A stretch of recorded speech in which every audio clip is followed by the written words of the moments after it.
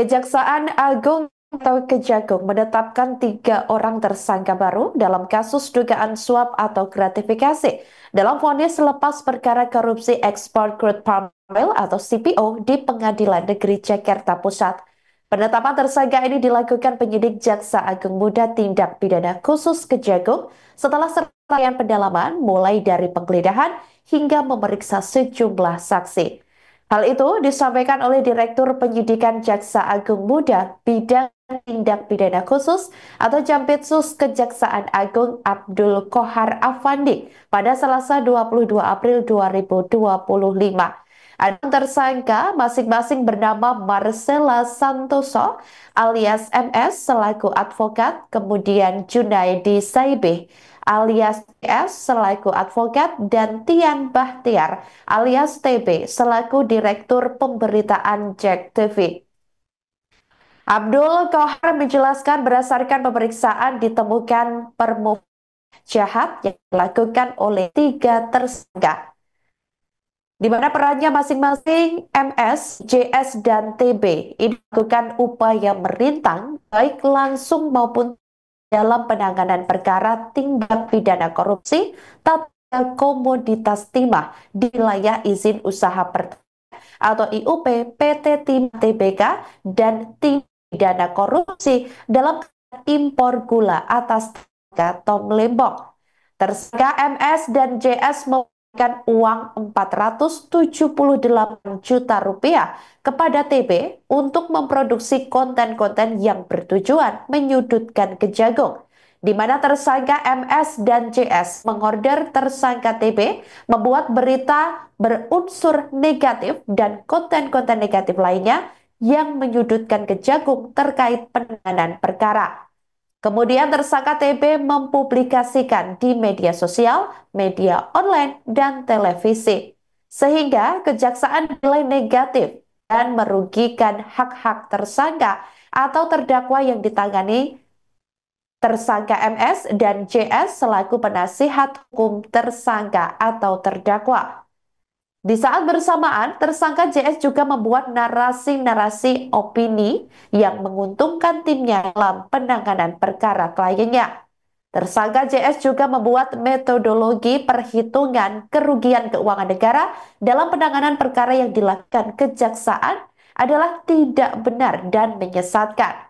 Fakta lain terungkap bahwa tersangka MS dan JS ini membiayai demonstrasi dalam upaya menggagalkan penyidikan, penuntutan, dan pembuktian di persidangan. Demo kemudian dipublikasikan oleh tersangka TB dengan narasi-narasi buruk tentang kejaksaan. Tersangka MS dan tersangka JS menyelenggarakan juga dan membiayai kegiatan seminar-seminar, kemudian podcast di beberapa media online dengan membuat narasi-narasi yang negatif dalam pemberitaan untuk mempengaruhi pembuktian di persidangan, serta diliput oleh tersangka TB dan menyiarkan di JEK TV dan akun-akun official JEK TV termasuk di media TikTok dan YouTube. Abdul Qohar juga mengungkapkan tujuan ketiga tersangka untuk membentuk opini publik yang menyudutkan kejaksaan dalam menangani perkara tersebut, utamanya dalam kasus tindak pidana korupsi tata niaga komoditas timah di wilayah izin usaha pertambangan PT Timah Tbk dan tindak pidana korupsi dalam kegiatan impor gula atas tersangka Tom Lembong. Harapan mereka perkaranya dapat dibebaskan atau minimal mengganggu konsentrasi penyidikan. Ketiganya kini disangkakan pasal 21 Undang-Undang Republik Indonesia nomor 31 tahun 1999 tentang pemberantasan tindak pidana korupsi Junto 55 ayat 1 KUHP. JS dilakukan penahanan 20 hari ke depan, terhitung hari ini di Rutan Salemba. Begitu juga TB ditahan 20 hari, terhitung hari ini di Rutan Salemba. Sedangkan untuk MS tidak ditahan karena yang bersangkutan sudah ditahan dalam perkara lain.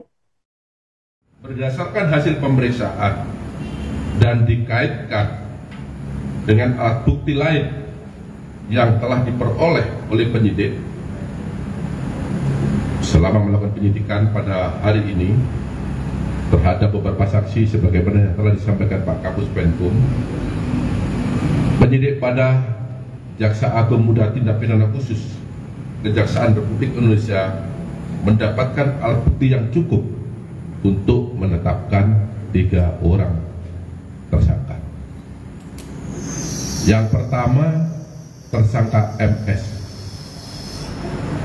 yang bersangkutan selaku advokat dengan surat penetapan tersangka nomor 21 tanggal 21 April 2025. Yang kedua, tersangka JS yang bersangkutan sebagai dosen dan advokat berdasarkan surat penetapan tersangka nomor 29 tanggal 21 April 2025. Yang ketiga, tersangka TB selaku Direktur Pemberitaan JEK TV berdasarkan surat penetapan tersangka nomor 30 tanggal 21 April 2025. Download Tribun X sekarang, menghadirkan lokal menjadi Indonesia.